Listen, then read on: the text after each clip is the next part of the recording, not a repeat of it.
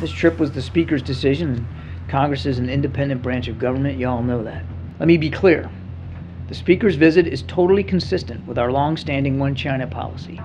We've been very clear that nothing has changed about our One China policy.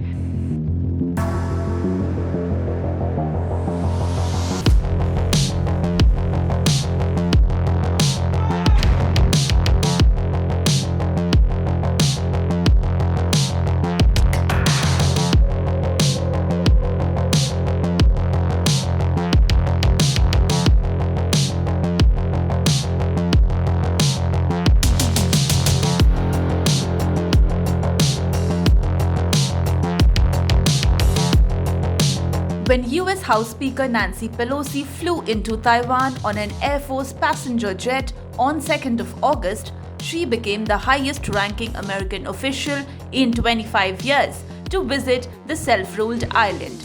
She ignored Chinese threats and a warning by President Xi Jinping delivered to President Joe Biden, asking America to not play with fire. The reasons behind the tensions between China and the United States: China claims Taiwan as part of its territory, and it views visits by foreign government officials as them recognizing the island's sovereignty.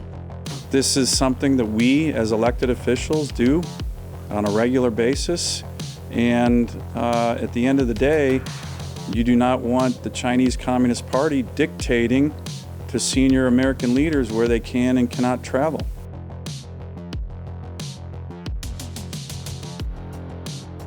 The US has maintained a One China policy since the 1970s, under which it recognizes Taiwan as a part of China. However, America has unofficial ties with Taiwan as well.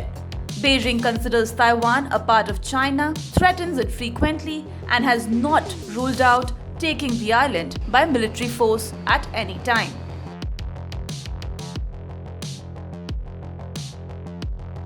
Hours after US House Speaker Nancy Pelosi spoke at the Taiwanese parliament, China summoned the American envoy on August 3rd in Beijing to lodge a stern protest.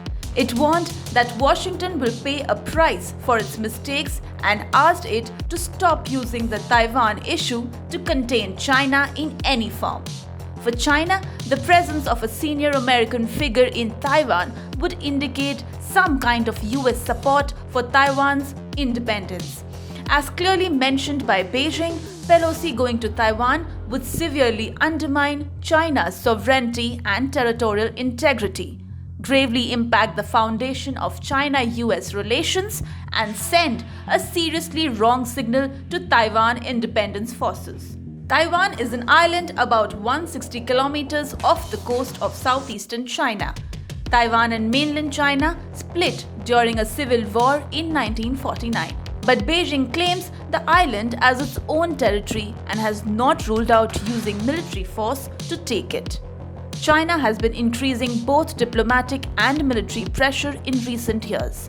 It cut off all contact with Taiwan's government in 2016 after President Tsai Ing-wen refused to endorse its claim that the island and mainland together make up a single Chinese nation, with communist Beijing as the sole legitimate government. Beijing sees official American contact with Taiwan as encouragement to make the island's decades-old de facto independence permanent, a step US leaders say they don't support.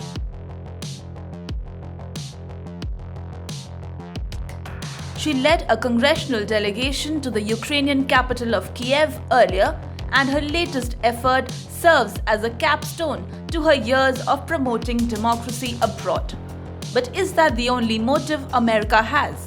Experts have explained why defending Taiwan makes sense for American interests. We have three purposes. One is security for our people, global security. Two is economics, to spread as much prosperity as possible. And three is governance. China's ambitions are almost certainly not limited to Taiwan. Rather, they appear to seek first hegemony over Asia and global preeminence from there. If China takes over Taiwan, American prosperity and liberties will suffer. Why? China will have a controlling influence over more than 50% of the global GDP. It will be the gatekeeper and the center of the global economy. To simplify a bit, everybody will have to dance to China's tune.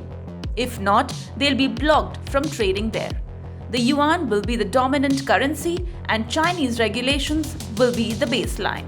So where does Taiwan matter in this? Taiwan is critical to the defense of Japan, the Philippines and South Korea. If Taiwan falls, it will be much harder to prevent China from dominating Asia.